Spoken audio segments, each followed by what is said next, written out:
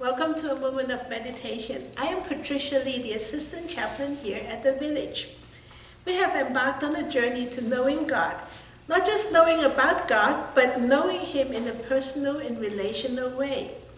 We have been exploring a wonderful attribute of God that underpins His relationship with His people. The attribute in Hebrew is Hesed, which has no exact equivalent in English. Therefore, it is challenging to translate without adding explanation. We have seen it translated loving kindness, mercy, unfailing love, sometimes loyalty, but most often steadfast love in the ESV. The Hebrew word Hesed appeared over 250 times in the Old Testament, so it is very much a prominent character of God. We meditated on Psalm 57 of David, who praised God, saying, "For your steadfast love is great to the heavens, your faithfulness to the clouds." In Psalm 63, also by David, he praised the Lord and said, "Because your steadfast love is better than life, my lips will praise you, so I will bless you as long as I live.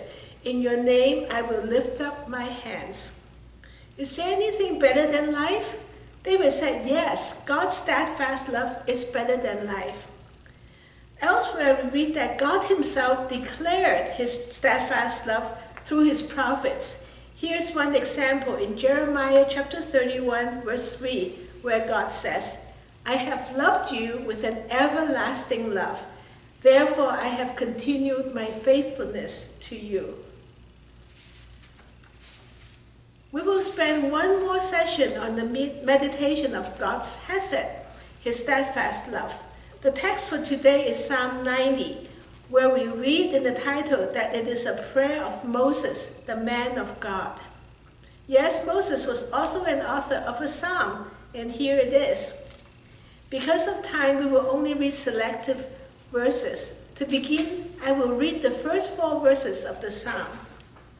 "Lord, you have been our dwelling place in all generations. Before the mountains were brought forth, or ever you had formed the earth and the world, from everlasting to everlasting, you are God." Verse 3, "You return man to dust and say, 'Return, O children of man, for 1,000 years in your sight are but as yesterday when it is past, or as a watch in the night.'" Right away, we see a huge difference between the first 2 verses and the next 2 verses. The first 2 verses extol the greatness and eternal nature of God. Can you grasp the idea of from everlasting to everlasting? I can't. But with the advance of technology, including the recently launched James Webb Space Telescope that allows us to catch a glimpse of galaxies from 13.5 billion light years away, we begin to have a smidgen of idea. That is, God's creation is so vast, His existence is eternal, which means without beginning and without end, that we really can't comprehend it. Then verse 3 and verse 4 point out men are ephemeral. They exist for a time, then God returned them to dust. From the 3rd chapter of the book of Genesis, we know that the transient nature of man is because of the curse by God after our first parents rebelled against Him. Now skip to verses 7 and 8, then verse 11. "For we are brought to an end by your anger. By your wrath we are dismayed. You have set our iniquities before you, our secret sins in the light of your presence." 11. "Who considers the power of your anger and your wrath according to the fear of you?" Now it becomes very clear that men are under God's anger and wrath. Even the secret sins are plainly exposed to God. There is no hiding, no excuse, no escape of God's judgment. Still, many are oblivious to the curse because they live for the moment and would rather not deal with God. Now there's a turning point in the psalm. In verse 12 we read, "So teach us to number our days that we may get a heart of wisdom." If only we realize how short life is, how like vapor it will disappear, we may begin to think and act wisely. We will now read from verse 13 to 17, the end of the psalm. Return, O Lord, how long? Have pity on your servants.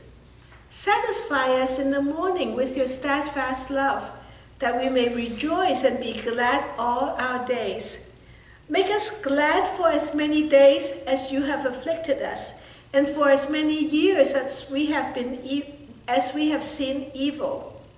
Let your work be shown to your servants, and your glorious power to their children.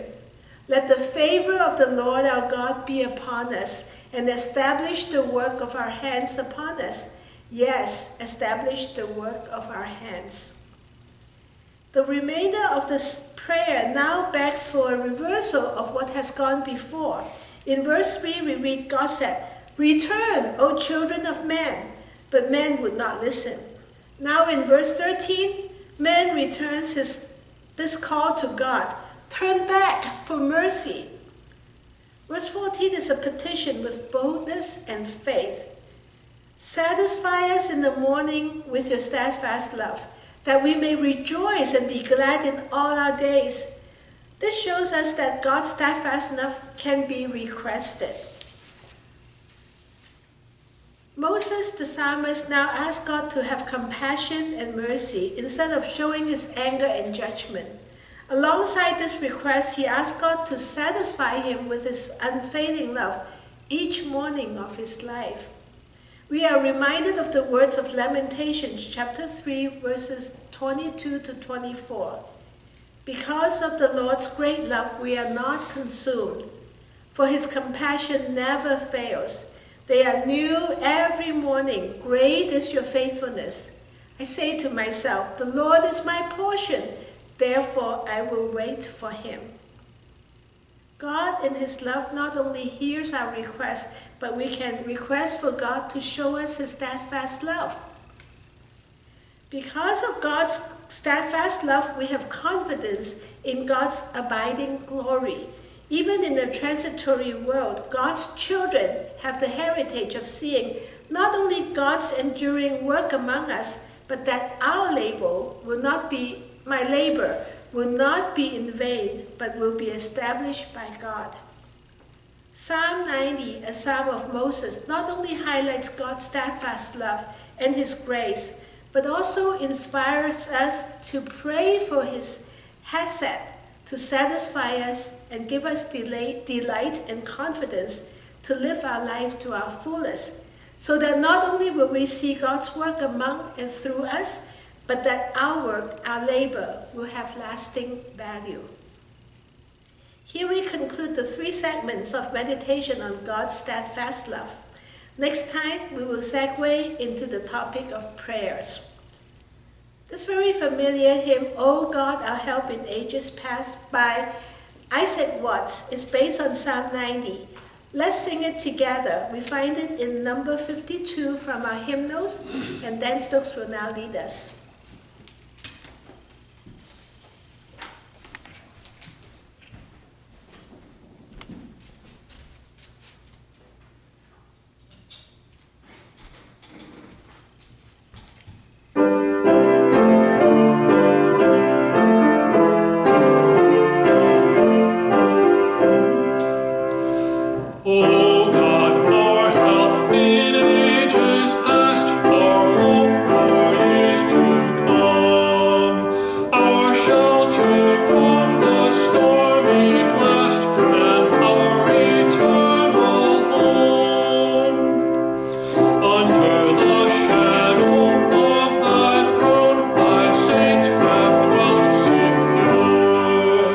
Sufficient is thine arm alone.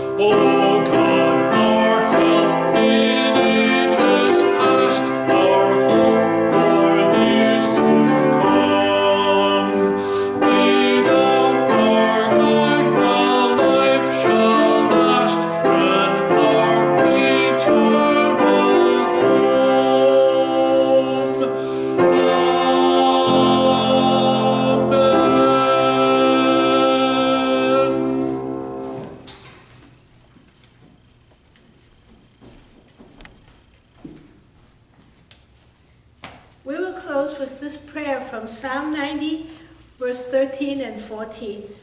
Return, O Lord, how long? Have pity on your servants. Satisfy us in the morning with your steadfast love, that we may rejoice and be glad all our days. Thanks be to God.